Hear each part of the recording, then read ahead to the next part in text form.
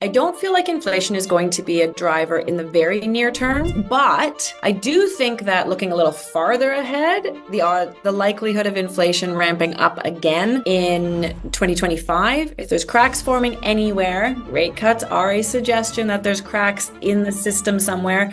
Gwen Preston is back. She is the VP of Investor Relations at West Red Lake Gold Mines. We're going to be talking about updates to the project, what to expect for investors, and of course, we're going to be giving an update on the gold markets and the economy. Welcome back to the show, Gwen. Good to see you. Good to see you as well, David. Thank you for having me. We spoke a few months ago. Gold hit its all-time highs back then, around $2,400. It's reached a new all-time high since. It seems like every time I see you, gold just reaching a new high. And so today we're going to be talking about some of the drivers for, I guess, another new high. If that's in the works, I'll get your take on that.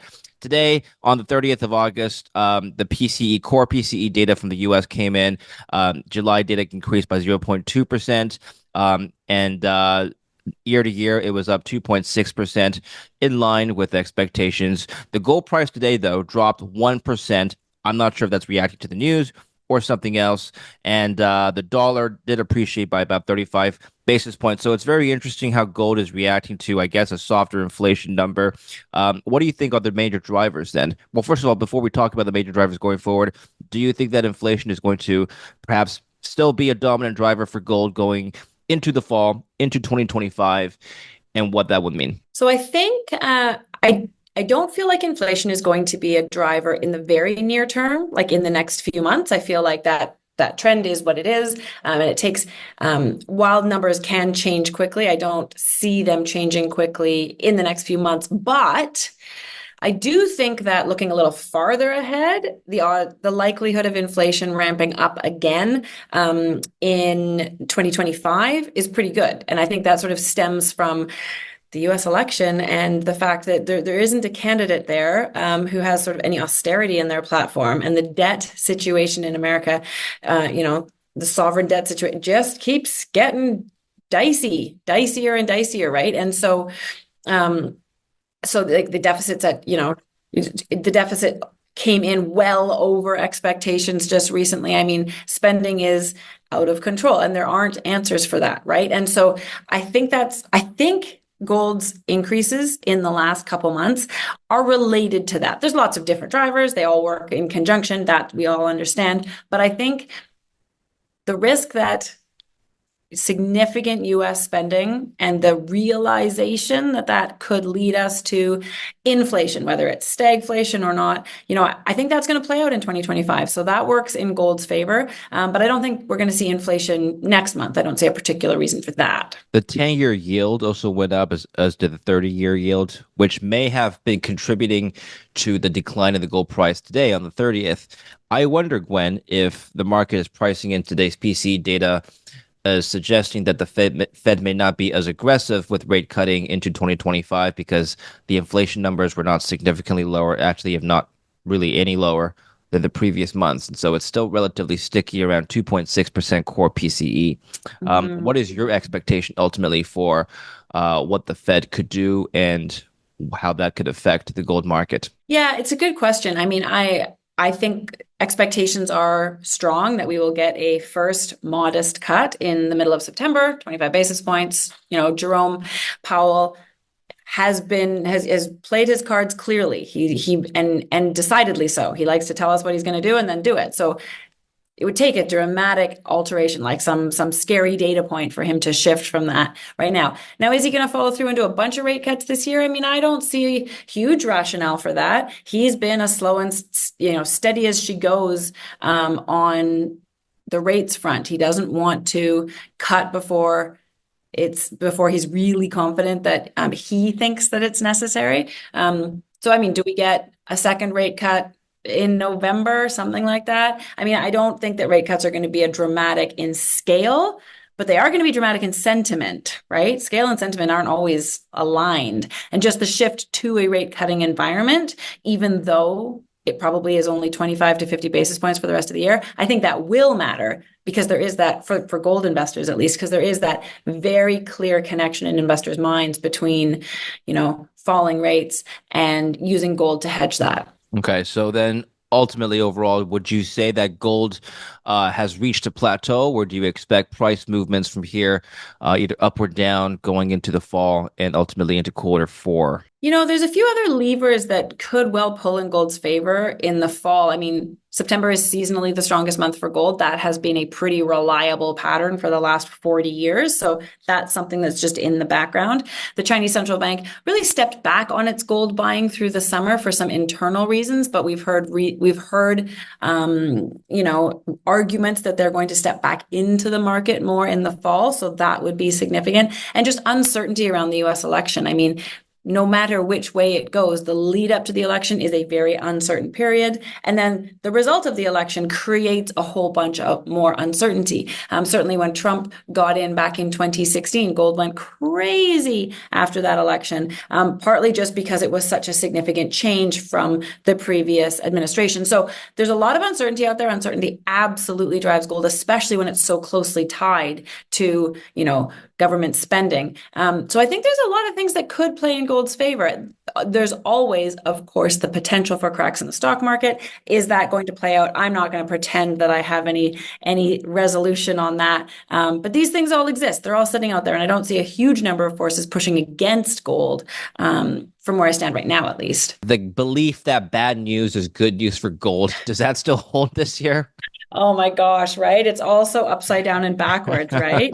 I mean, you were just saying it. So, PCE numbers did not show the inflation coming down. Yeah. Therefore, potentially rate hikes came off the table a bit. Yeah. So then gold came down. So yeah, it is. It's an upside down and backwards situation because there is this really strong connection between rate cuts and gold. Now, the weirder one for me is that rate cuts are also seen as good for the stock market. That's the one that sort of fundamentally doesn't make sense. It does, but it doesn't, right? In our new liquidity fueled trading environment, it does make sense. But on a fundamental basis, rate cuts are supposed to be because the economy needs support, not because it's time to invest in the stock market. So that inside out and backwards interface, I think, has weakened a little bit in the last few years, but it still exists. So from that standpoint, maybe a slow set of rate cuts is maybe a bit less volatile. Maybe we have less to we won't have to spend as much time wringing our hands wondering whether the response to negative news is going to be good or bad. When we spoke a few months ago, we spoke about the impact of Chinese buying and Chinese demand on gold on the price. And, I'll let you rehash what you found through your research. But basically, it's a very interesting approach to looking at the price. You said, and I encourage people to watch that channel, watch that interview, links down below. But you said that the Chinese demand from last year, both from a retail and the central bank sides, have been largely responsible for the new all-time highs. Is that force still in play, Gwen? So yeah, that argument was, like I say, just to rehash slightly, through the dramatic rate hike cycle that we went through, traditionally that we would have expected gold to decline during that rate hike cycle, but it did not. In fact, it rose. And so for a long time, a lot of gold analysts tried to find alternate explanations. Oh, it's because of uncertainty. It's because people don't think that the hikes are going to increase. It's because of this, that. And then it became clear sort of belatedly that no, it's China. And other central banks that are trying to diversify away from the US dollar. But China is, of course, such a larger player than the others that, it's easy to just name them. And when you go back and there was one or two very good analyses of Chinese central bank gold buying, and it represented a huge portion and an unrecognized force in the gold space. So yes, I think through the rate hike cycle, Chinese buying in particular from the central bank, and then increasingly from retail investors who are looking for places to put money now that the levers that worked so well during the period of dramatic growth in China don't work anymore. The stock market and real estate, interest rates, those things are gone. So they're pivoting back towards gold as a traditional place to put money with upside and safety. That was a really important force. The Chinese central bank actually stepped back from its gold purchasing through the summer, and it'll be really interesting. First of all, I think that's interesting because gold kept rising during the summer. We've had a great summer for gold. So is that pretty cool timing that there was more interest from Western investors because of this rising talk of rate cuts here? Did those things just line up nicely? I think that's what happened. what will happen in the fall if the People's Bank of China does step back in and just quietly start amping up its gold purchases again. That's the kind of scenario that could play out in the fall. We shall see, but I think it's definitely a possibility. Okay, so a lot of important macro developments to follow in regards to the gold market. We've got the Fed pivot potentially coming, Chinese buying, like you just said, inflation, and where interest rates are headed. So we'll be watching for those forces in the fall. Let's turn now to the miners. I like to share my screen with you, Gwen, and also to the audience. I have here the GDXJ, so the Van Eck Yeah. Junior Gold Miners ETF, which is not just juniors, it's also some mid cap producers as well. But if Mhm. you overlay this with gold, same price scale. What you have here is gold and the GDXJ somewhat performing in line with each other over the course of the year. Year to date, gold is up 21.5%. The GDXJ is up about 20%. So similar, but investors want that leverage, Gwen. The investors want to make more than gold in an up market. 21% for the last 8 months is very good for gold, but I want to do even better with my miners because why take that risk if it doesn't? What is the catalyst for outperformance that we've all been waiting for, Gwen? Oh, this is the question, isn't it, David? This is the question. Well, at I least mean, it's not underperforming. It was that is underperforming. exactly what I was about to say. At least Yeah. it is not underperformance, which is unfortunately what the GDX and the GDXJ have been giving us. I mean, gold is up, what is it, 85% in 5 years, Yeah. and the GDX is up. I'm trying to remember the number, but I think I'll it's give you right like now. It's 10%. 35% or something over In the 5 years. So in the last 5 years, gold is up 60%. GDXJ is up about 10%. So you're right. there you right. Yeah. So the at least the equities are tracking alongside gold now. I mean, that's not Yeah. a strong argument to invest in equities, but you can look at that on the glass half full side if you Yes. want to, which is that it takes time for investors to pivot, right? Like they're not going to generally investors don't pivot into gold equities ahead of a gold move. They just don't. They pivot after the gold move. And yes, this is a particularly dragged out pivot into the equities, but I think there is some reason to believe that the fact that gold equities are now tracking the gold price is a positive. And it's a suggestion that if Western interest really does start to grow, it just wasn't there. We talked about this last time too. For years now, you haven't needed generalist investors haven't needed to look for, outside sources of gains. You could literally own the index in Nvidia, and those are basically the same thing. And that did just fine, right? And if that's the setup, then they're not going to go speculating or searching for security or trying to diversify. And so that I think is the fundamental reason why gold equities haven't done particularly well, even though the gold price has done pretty well. But if there's cracks forming anywhere, rate cuts are a suggestion that there's cracks in the system somewhere, then maybe that search for security for diversity starts to happen. Maybe that's the force. And then man, if you're producing gold into a $2,500 gold environment, you make a lot of money. And so I think that the gold miners quarterly results, the second quarter results that came out in August, those got some attention. Yes, we've stepped back a little bit in the last few days, but like those quarterly results did get nice attention because, oh my gosh, the profit margins were phenomenal. And so I think, if you get another quarter of that, that starts to attract attention from any kind of investor. Well, I've heard the speculation that producers have just realized higher costs over the last year. Is that true? I think that the cost inflation was a huge story in the mining space in the previous few years. It doesn't, from what I am seeing in my research, it's not a dramatic force right now. And that matters because the gold price move is pretty dramatic. And I don't think that cost inflation is that dramatic. So I don't think we're going to see the gold price, the profitability from a higher gold price just get eaten away from cost inflation, which is what we did see in that gold surge post-COVID, when of course cost inflation was such a massive thing. I don't think we're in that situation right now. I think costs are more controlled. And so the upside from the gold price is present.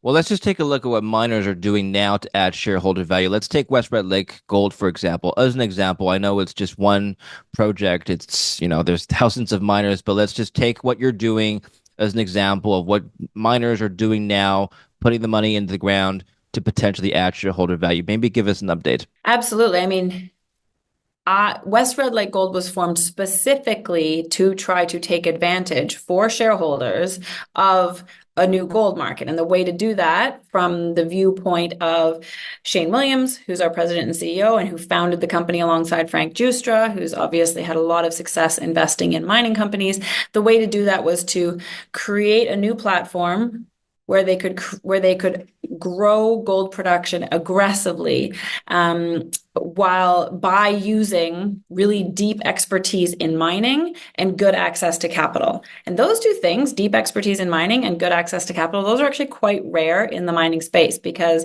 a space that's as cyclical as it is, expertise gets thin because people leave in the bad markets. And so there isn't a huge depth of expertise in how to actually build and operate mines. And there isn't a lot of access to capital. And talk to any junior company out there, and most of them are going to tell you that in no uncertain terms. So use access to capital and expertise to try to grow a company rapidly in the gold space. And our first kick at that is the Madsen project, of course, in Western Ontario. And we're just incredibly busy. We are pushing this thing ahead as quickly as we possibly can. I mean, we are underground drilling to develop resource confidence. We're using that resource confidence to create a mine plan. We're putting that mine plan into a pre-feasibility study that is going to come out in about 2 months. That's going to outline how much it's going to cost to start this mine, how much it's going to cost to run this mine, how much gold we're going to produce, and when all of that's going to happen. And I think the market will find all of those answers quite appealing. We've been pushing this project ahead so quickly that we haven't been able to number those answers, right? You got to put out the official study before you can talk about how many ounces you're going to produce or how much it's going to cost. And you just have to do a lot of work before you can get that study done. We are finally at the point where we're going to get that study done. And we are actually pretty close to being ready to turn it all back on again. So the reason that we're doing so much work and pushing so hard to get this thing turned on next year is we want to produce gold into a $2,500 gold environment, or whatever the gold price is in 2025, because that's a really good opportunity to make money as long as you have an efficient mine. We want to put it into production into that gold environment. And just because this is the foundational asset. We want to grow into a bigger gold company. And this is our test case. We can do this. We're mine operators. We're going to turn this asset around. And then we want to repeat that feat on the next asset. And I think that there's a real opportunity to do that, because the lack of access to capital and the lack of mining expertise means that there's actually a bunch of assets out there where this kind of turnaround story is possible. And so we want to go out there and grow aggressively, but use smart money, and smart decisions to turn into a gold company that gives leverage, the leverage that we were just talking about being missing in the GDXJ, in the GDX relative to the gold price. We want to bring leverage back, and we want to do it within West Red Lake Gold Mine stock, because we grow aggressively with smart decisions in a rising gold market. Gwen, I'm seeing reports that it's just the gold market right now. I'm talking about the mining sector is just a really hated asset class, if you want to call it an asset class from an investor standpoint. You know, what is the industry to do to turn this hate around? You talked about Nvidia and tech stocks attracting the capital. Overall, though, what does the industry need to do to turn this capital back or attract it back into this gold space? It's a really good question. There's a bit of a chicken and an egg. Why do investors ever invest in gold mining equities? They do it for leverage to the gold price. If we're not producing leverage to the gold price, how do we attract the investors? But without the investors, how do we create the leverage? So it's a bit of a chicken and an egg, but I think the approach that we're taking at West Red Lake is that we just have to create such a compelling story that we can attract the generalist investors back to the space. And yes, there's absolutely a perception out there. I mean, we've seen it as the gold price moved from $2,400 to $2,500 an ounce over the last little while. You know, we had connections that we know who are, fund managers, in various major capital centers in the world. They were getting inbound saying, we want exposure to gold, but we just don't, from generalist investors, but we just don't know where to put our money. We're a little gun shy because of what happened last time. And what happened last time is gold companies chased production for the sake of production. They did not focus on shareholder gains. And so we at West Red Lake just want to turn that around. Yes, we want to grow aggressively, but we want to grow aggressively not for the sake of growth, but because we think we can, with expertise, grow aggressively in ways that will generate shareholder returns. So it's about pivoting it and creating such a compelling story that you can feed an answer to those people who want gold exposure, but just are a little wary of, like you say, what's sort of a broken mining equity space. Well, you said that you really want to push for Matson to go online next year. I'm just throwing this out there. Hypothetically, let's say the gold price drops to $2,000. I'm not saying, oh, well, we're below that. Are you still committed to that plan? Would the price of the gold downward affect or delay production?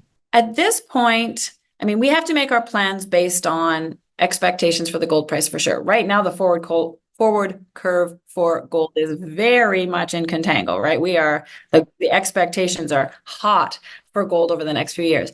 Now, our expectations for costs at the Madsen mine mean that we could definitely still operate at $2,000 an ounce, which is a really comfortable thing to say, right? Because we're at $2,500 an ounce. If the gold price could lose $500 an ounce and we're still comfortable, then that means that sort of just reinforces the confidence that we have in this high grade mine and the efficient mine plan that we're building around the high grade resource to work. Now, it's not going to work as well. It's not going to produce as much money as it will at $2,500 an ounce, but for sure. Now, if gold tanks back down to some atrocious number, if it falls by half, that of course is going to impact. And I think there's a lot of mines in the world that would reassess whether they're going to operate at $1,500 an ounce.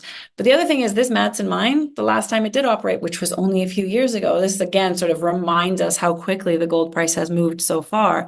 When this mine was operating only a few years ago, it was operating in a $1,400 gold price environment, right? And so the opportunity for us to do well for shareholders in today's gold environment is it's sort of right there on the table. What are your plans to raise money in order to finance this production without diluting shareholder value? That's exactly it. So we want to access the last piece of capital that we need to put this mine back into production without diluting shareholders.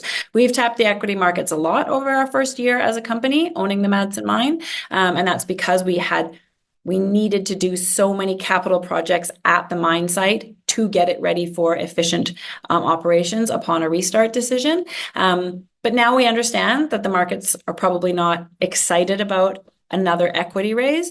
But the great thing is that when you're this close to production, there are debt opportunities on the table. So we are in fairly advanced conversations with on quite a few fronts to access the last piece of capital, and it will be non-dilutive. And we expect to close on that in the coming months, sort of around about the same time as the pre-feasibility study. These things are all coming to a head at the same time. It's going to be a really exciting fall for us because of that, because we hope to outline the mine, show that we have access to the capital, say that we're restarting, and when it's going to happen. We want to do that all sort of in the same time frame in the coming months. Gwen, this is this is sort of an out there question. I talked to a lot of Bitcoin miners, and some of what they do is they bind the Bitcoin and they keep it on their balance sheet. Not all of them, some of them do. Okay. And a lot of the value is derived from the actual value of the thing that they mine, which is Bitcoin. Right. Once you go into production for Matson, is that a strategy that a gold miner typically pursues, which is to, instead of releasing the gold into the markets, just keep that and hold that? Interesting question. Yeah, I mean, it hasn't been a strategy that I've seen in gold miners historically. If anything, gold miners have been bit by doing the opposite, which is hedging, and then not making as much on their gold because for various debt reasons they were required to hedge some of their production, and they ended up losing out on that structure. If the gold price goes from 2,500 to 2,800, holding on to gold ounces to get that percentage gain is probably not as advantageous to our shareholders as the profits that we would be able to generate by selling that gold and then demonstrating the profitability of our asset, especially because this mine, there's a lot of investors out there who are aware of the mine's history, who are really in the show me camp. They want to know that this mine is going to work with all of the new approaches and efficiencies that we've added to it and resource confidence that we've added to it. So it's really important for us to demonstrate that it works. So for those two reasons, that's not something that's on the table right now, but we're actually open to all kinds of opportunity. I mean, we're talking about how can we make gold purchasing more accessible to small retail investors? Is there some way that we can do a monthly pay to own process? Can we help people own gold? Can we hold it for them? We think about those kinds of things all the time, because it's maybe not just holding gold for West Red Lake, but trying to help make that an option for more people. We have those conversations all the time. We want to do mining differently, and that's one thing that we talk about.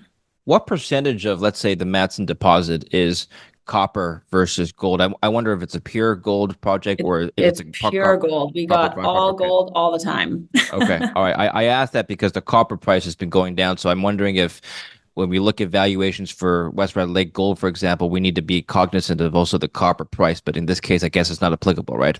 It's not applicable. Our calculations are, when you're trying to do a model for our mine, one simple aspect of it is that there's only one metal in consideration. We don't even have any silver. It's just all gold. Is that rare to have a pure gold project? It's not rare, but it is certainly, there's a certain set of deposits that are all gold, and certainly some of the really good orogenic gold camps in Quebec and Ontario, a lot of them are predominantly gold. There may be a hint of silver here and there, but they're really predominantly gold. Of course, there's a lot of other deposits out there in the world that are gold, silver together. Any recent drill updates you can give us? Yeah, for sure. In sort of two categories, I would say. So we're very busy on the underground drilling, which is the infill drill program. That's where we're working to really increase the confidence and knowledge of our resource. In our predecessors' days, they sort of mined the entire resource block model. But really, and that does define where the gold is, but the gold is not continuous within that block model. So the infill drilling purpose is to define the lenses within the block model where the gold actually sits. And if you can define those lenses, then you don't have to send the unmineralized part of the resource block model through your mill. And if you do send it through your mill, then you're diluting the mineralization, and that's how you end up with problems with what grade you're sending up for processing. So infill drilling, really important, and we're doing like 6-meter centers. This thing is getting hammered with drill holes. So that process is ongoing. And if anything, I think our drill results are slowly but steadily improving, just slightly. But that speaks to our geologic team and what an impressive job, in my estimation, they have done creating a resource model with that they have a lot of confidence in. They really understand the lithology. They really understand the structural controls. They really understand each portion of this deposit, and the positive drill results are starting to speak to that. And then that's one reason that they moved up to the most complicated part of the deposit, which is called McVeigh. Structurally, it's really folded. It's a complicated area. Those folds mean that it holds some really phenomenal grades, but it's hardest to understand. But we're at a level of understanding within the overall system that they were ready to go up there, and they pulled some phenomenal results. 2 weeks ago, we reported 107 grams per ton gold over a meter from that part. So the infill drill program is doing exactly what it needs to do, and it's feeding into our mine engineers, and they're building the mine plan. Okay. The other component of drilling, just briefly, is that we're doing a surface program that's trying to make a new discovery, and we're very excited about that possibility as well. It's exploration drilling. We'll see what happens, but we're very excited about that possibility as well. Okay, so final question. Before we can expect Matson to go into production next year, what is one or perhaps two events that investors of West Red Lake Gold need to be aware of or watching from now until the end of the year? Absolutely. So I think the key ones will be securing that last piece of capital. I think there's questions out there for people who follow the story. People think, how much more money is it going to take to put this thing into production? So we are going to answer that question with the pre-feasibility study, which will also tell how much gold we're going to produce each year and what the cost of that gold is going to be. And then our plan is also to secure access to that capital around about the same time as that pre-feasibility study comes out, so that we answer the questions and we show that we have access to the money. And that should clear up any confusion and address some of the hesitations around when it's going to happen and how much it's going to cost. The answers are going to be, here's the cost, we have it covered, and here's the timeline to production. That's our goal, is to announce all of those things this fall. And those should be pretty important news events for the stock when they come to be. Well, I appreciate your thoughts. Gwen, where can we learn more about West Red Lake Gold and follow news events? The good old website, westredlakegold.com. You can find us there and all of our social handles there. And anytime you have any questions, just reach out. I'm easily findable, gpreston at WRLGold.com. I love talking to investors or interested investors. So anyone reach out anytime. Do you still write about mining, by the way? Does the resource maven still have a, resource for us? Is that something we can follow?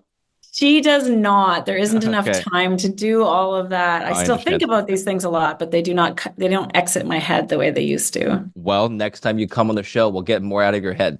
So that's another Sounds element. good. All right. Thank you for watching, and don't forget to subscribe.